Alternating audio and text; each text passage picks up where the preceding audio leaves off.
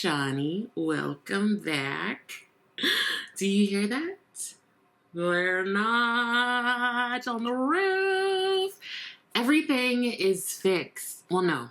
The guy has to come and put the gutter guard on and to get, he has to get the rest of his balance. But other than that, the sweet silence of no one working on my home.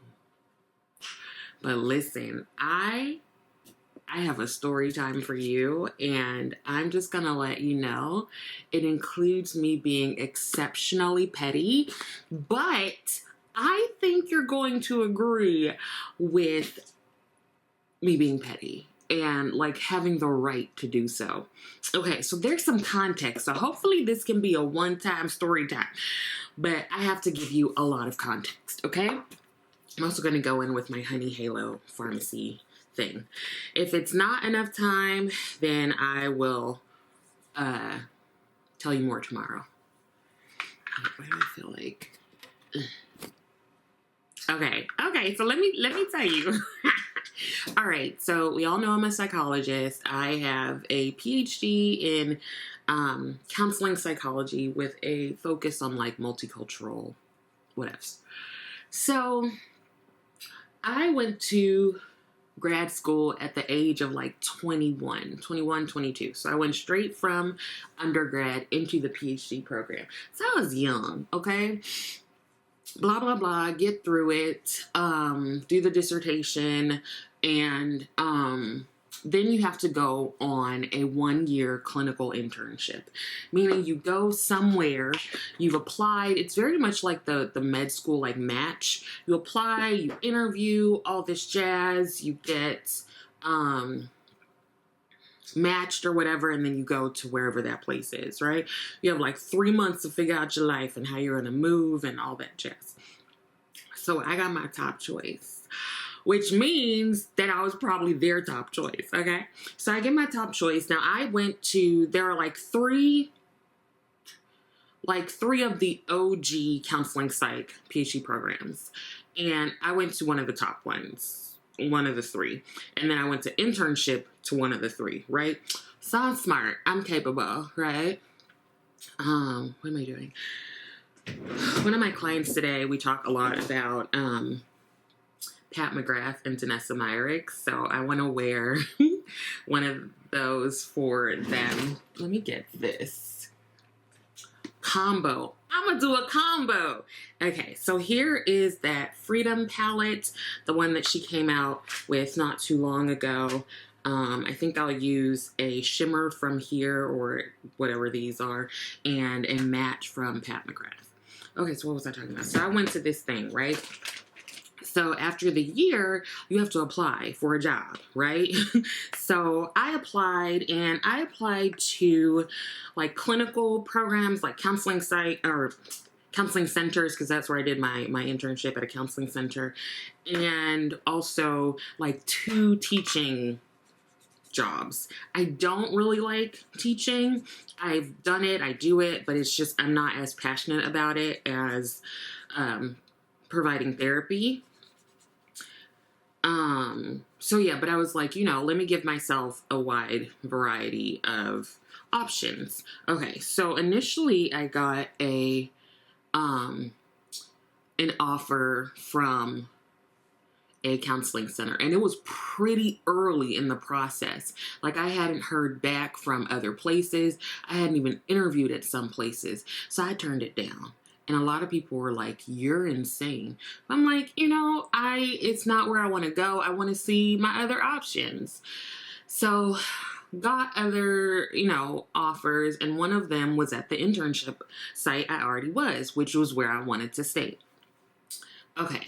So they hired me because I'm amazing. And I was there for 8, going on 9 years, I think.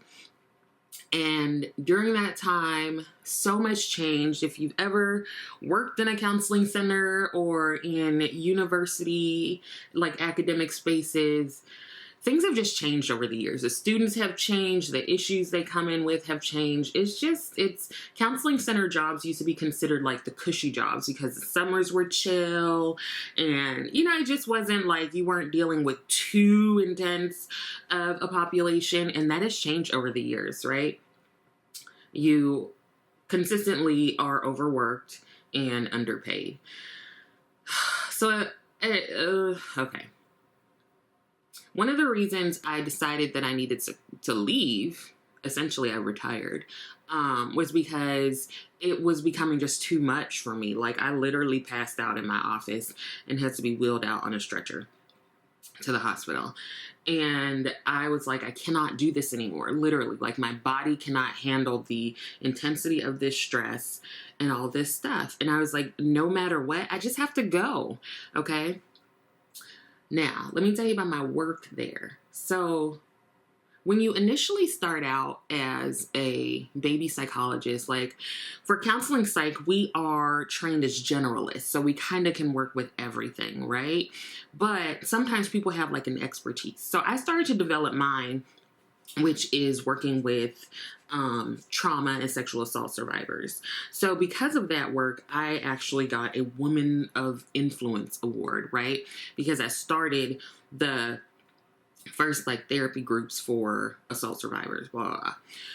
So I got that, and I was also the outreach coordinator. So that's what I'm going to focus on, okay? The outreach coordinator. So there, you've got your psychologist, but then you've got people who do other things within the center, especially if you're at a counseling center, because you interact with the academic population.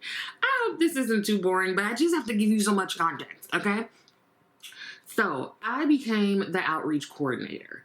Now, this meant that I saw all the clients that I had already been seeing, or the number, plus everything else that comes with being at a counseling center. So I was super hella busy. So this goes into, you know, why it just became too much. I was supervising people. It just was a lot. I have no idea what I'm going to wear. But I think I stick kind of to the pinky ones. Maybe I'll stay in this middle part here. Just play around with some shades. I'm going to use my finger. Okay, so I then began to, like, I had to lead the committee. I was also on the training committee. I'm pretty sure there was another committee I was on. And I noticed that we just didn't have as many resources, the outreach committee. And so I went to a conference and I was like, you know, I would like a title change. I would like to be the director, associate director, or whatever of outreach, because I was doing so much. And when I tell you so much, like, you go to like tabling events, you know, and we talk about, you know, come in for our services. We have all this stuff. We have services specifically for the queer population, for Black population, people of color population, all that jazz. And we would go, and our table just looked so janky, okay? We had a little cardboard sign. Everybody else had, like, tablecloths and all this stuff. And so I went to the director, and I was like, we look janky, and I think we can improve. So I did a whole, like, budget and everything, and we essentially got a tablecloth, real nice, okay? And I also had asked for a budget to, like, get some fun things to give to students. So that was a big thing that I did. Like, the outreach committee hadn't looked so good before, you know, and I had people, I would like assign people, you haven't done an outreach thing this semester, so I need you to do this one. I paid attention to who was more engaged and able to interact with folks and who was quieter. So anyway, another big part of it was working with Res Life. Meaning, you know, your resident advisors that live in the residence halls, dorms, or whatever with the students, since they are students also, we would teach them a bit about, like, responding to students in distress, which is another presentation I was in charge of. I would do that across campus. And so, you know, just basic like listening, knowing when to call us or when to call the campus police, which I could tell you a story about them. Anyway, so I started to develop some really close relationships with Res Life, right? Like hanging out with folks, calling folks, like come in if you need to talk, like blah, blah, blah. Real solid relationships, because that was part of my idea that we have to have relationships with other people and not expect the students to come to us all the time. Like, let's go out into the community. I also strengthened relationships between us and the gym or whatever. Like, I was working really, really hard. I also had to advocate for myself to be like, I can't see this number of clients as well as supervise all these like 5 people and do all the outreach stuff. So I was able to kind of like negotiate some time just for outreach, which was really helpful because it was programming, but also like responding to inquiries, creating new presentations. Like it was a lot. So anyway, after the whole I'm passing out in my office, being wheeled out on a stretcher, after that I was like, okay, I can't do this anymore. Like I have to go. As well, my close friend was deciding to leave also. And I was like, obviously I can't stay here without you. So there was one day where we having like a whole counseling center meeting, and we were told like, you know, we're gonna be getting more students coming in. It's gonna be more scrutiny, blah, blah, blah. And that was the moment where I was like, I quit. So I went to the director and I was like, I'm going to leave. And I'm just letting you know, I'm probably going to stay through the summer. It was really hard for me because I had developed these relationships with people. I had started that group. I was working close with like Title IX when that existed and all this stuff. And that was why I was staying. I was just like, I can't leave these people.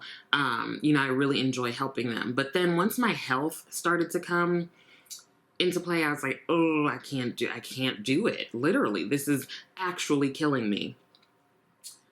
That's pretty. What do I want to mix that with?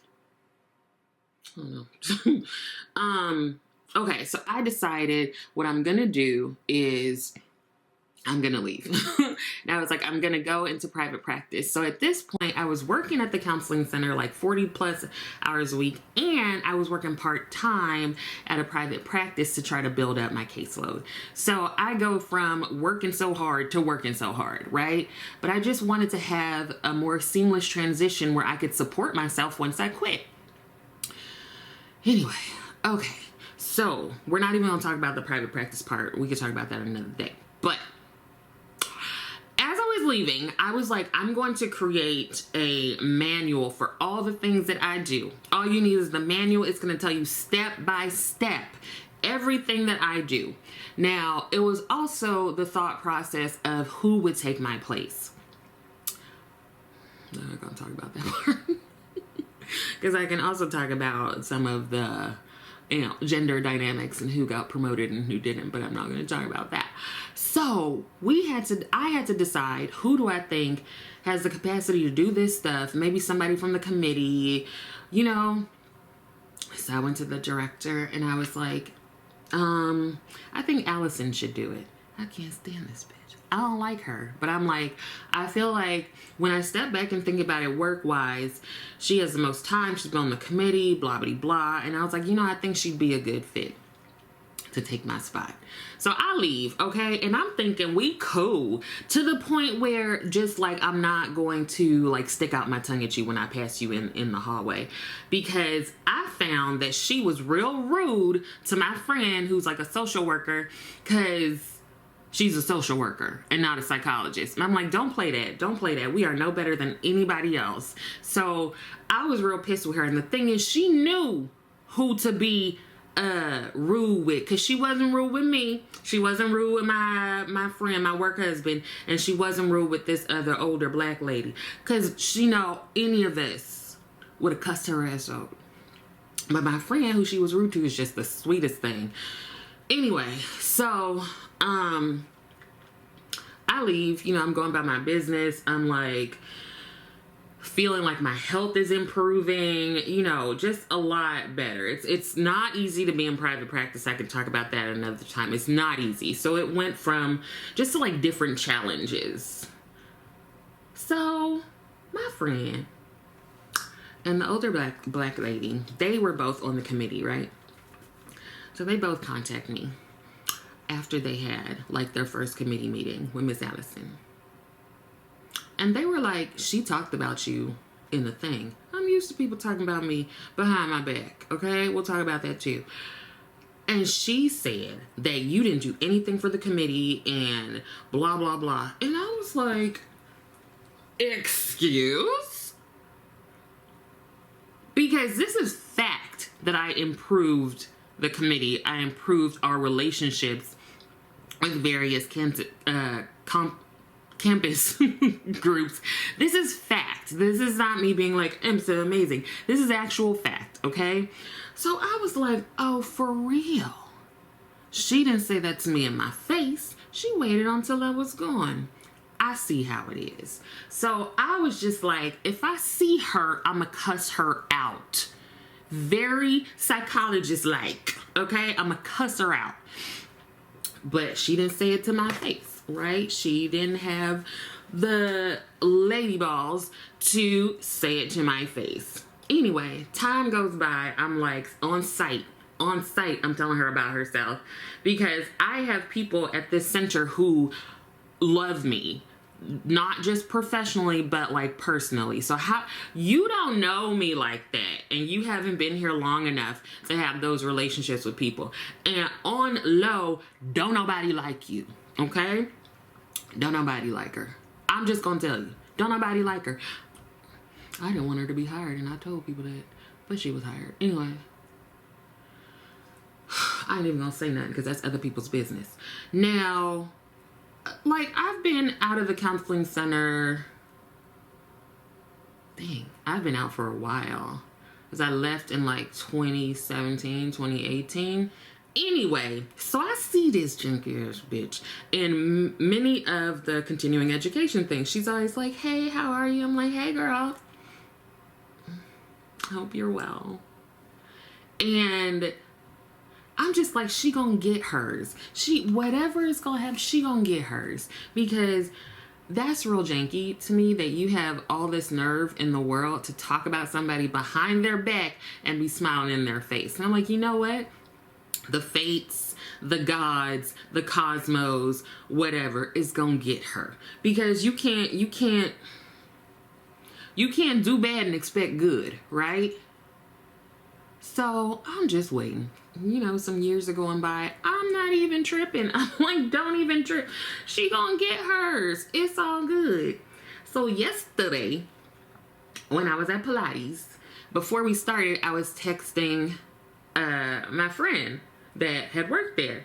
And she was like, she always invites me to all of her family stuff. Her sister like loves me. Her sister was like, this is the best. This is the friend I like out of all of your friends to my friend. I'm like,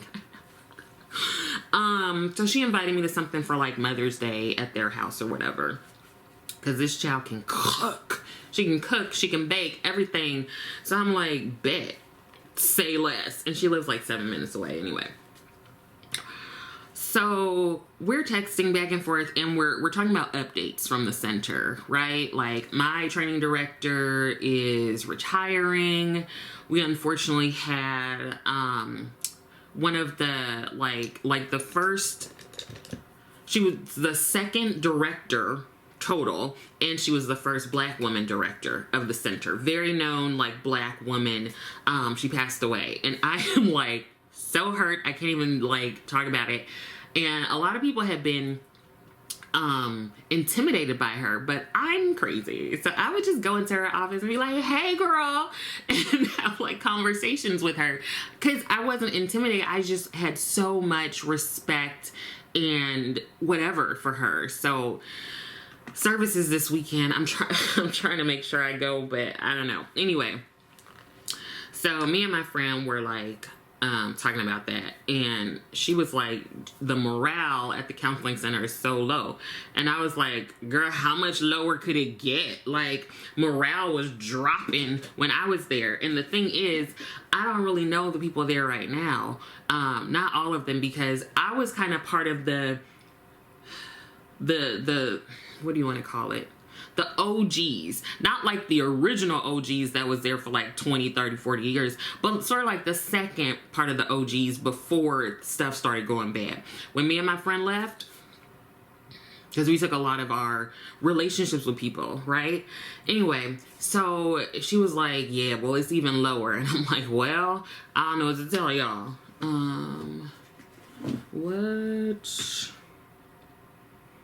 What Pat McGrath thing do I want to use? Pat McGrath always have stuff falling on my eyes, but that's okay. I need a matte. I think there are no, she had no like colorful mattes that I can think of. So let's just, let me see what's in here. This is the Nocturnal Nirvana Quad. Is this all shimmers? Might be. Let's see. Yeah, it's all shimmers. That's what I remember. I could do an all shimmer look. Let's just do that. So I'm going to go into this purple shade. Anyway, so yeah. What was I saying? Yeah, so she's updating me on stuff, and I'm just like, I don't know what to tell y'all. Like, I'm sorry, not sorry. Hopefully they get it together, because you know, people are peacing out, people leaving, retiring, just being like done. And this center used to be known for people just working there forever. Anyway, so she said, because remember I said I worked with Res Life. She said Res Life won't even talk to Allison. When I said, praise the Lord. This is it. This is her comeuppance. Let me tell you something. That, I had the biggest grin on my face. I was like, this is amazing. Because here is her comeuppance. Remember I said you can't do bad and expect good? This is it right here. They don't even want to talk to you. They were talking to me all the time. We were going to lunch, dinner. We was cool, okay? They were always like, hey, Dr. B. Like, listen. So when she told me that, hold on, let me get... Res Life won't speak to Allison. And I said, good, all caps, exclamation point. She talking about something else. I'm like, I feel so good about Allison being trash. And that's it. It made my entire day. Maybe I'm petty for that, but I don't care. Because I feel like it is warranted. Because how dare you have the, like, gall. You just real shady because you talking about me behind my back. If you had said it to my face, I would have respected that. I would have respected it. But not only that, but you are lying about me, okay? Talking about she didn't do anything for that. For real. I am the reason that you even have the associate director title, because I fought for that, okay? But when she said they won't even talk to her, maybe you shouldn't be reveling in people's downfall, but fall, bitch. Like, this is it. You don't have to worry about nothing because karma is going to come around, okay? Unfortunately, even for your own self. But when I say that's what you get, bitch, that's exactly what I mean. And I'm stopping myself from emailing her and being like, can I like translate this face into email? Because that's what she get. And I don't feel bad for her.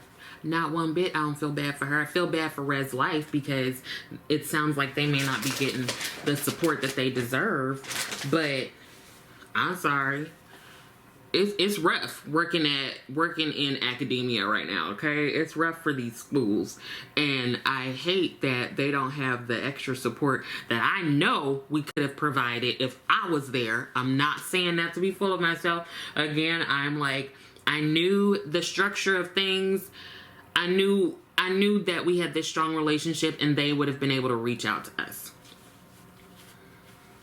And I'm about to go text everybody I know and be like, so, how's it going with you guys in the counseling center? Because you know they're going to tell me the truth. We don't like that bitch. I don't like her either. And I don't like that I suggested her for this role, but it's okay. It's okay because don't nobody like her ass. Because now people done found out. They done found out what I kind of knew. That she ain't shit. So I'm sorry if you think that I'm wrong. I don't think that I'm wrong.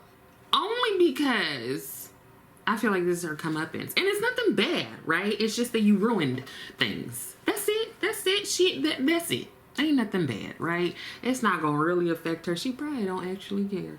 But when I tell you, that's what you get for talking about me the first day. The first day, thinking you could just talk mess on somebody. Because if I say something about you, I can tell you to your face. Just ask me, okay? And like I said, if she would have just told me to my face, I'd have been like, you know what, girl, okay. Like, I don't know what to tell you. But go on ahead and you know, lead this committee the way you want to. Right on into the ground. I'm going to go ahead and finish the rest of my face and continue. I'm going to give myself maybe the rest of the day to just be petty and be like, that's what you got. And then I'm going to leave it alone. That's it. I'm just giving myself 24 hours to enjoy this. Because I don't wish bad on the girl. I really don't. I don't wish bad on her. I don't wish good on her. But I don't wish bad. But let me know if you are no longer my friend. I'd respect that. And I kind of stand by the fact that she was shady. She talked about me. She, like, sullied my name. People who know me were still able to be like, that don't sound like her. Like, that's not how she was, is blah, blah, blah. Because to this day, folks contact me and I'm going to help you right away. If you, like, I get you a therapist, all that stuff. You know what I mean? Like, I was very committed to my job. So so much so that I was making myself fall out. So the fact that she had the nerve to really just, like, that's so disrespectful. And now, don't nobody want to deal with you. Let me go ahead and finish my face, and I'll be right back. Finished look. Yeah, this is going to be my look for work today. And thank you for coming along on this ride with me, and hopefully you're not judging me too much.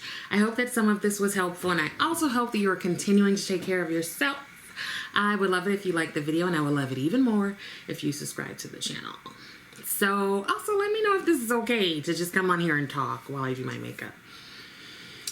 Anyway, thank you so much for watching, and I will see you next time.